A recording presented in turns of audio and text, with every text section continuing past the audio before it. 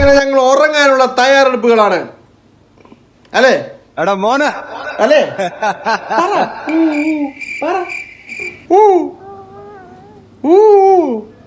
മനസ്സിലായില്ലേടാ ഇതാരാ എടാ നീ തന്നെയാടാ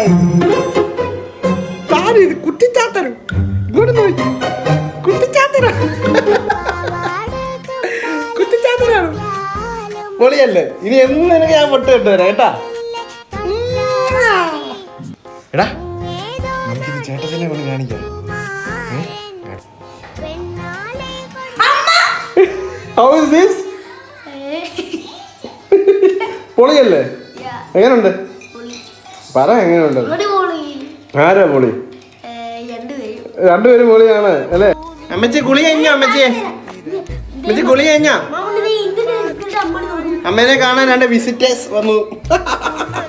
ഇനി പൊന്നിന് എന്നും മാമന്റെ തൊട്ട് വരാം കേട്ടാ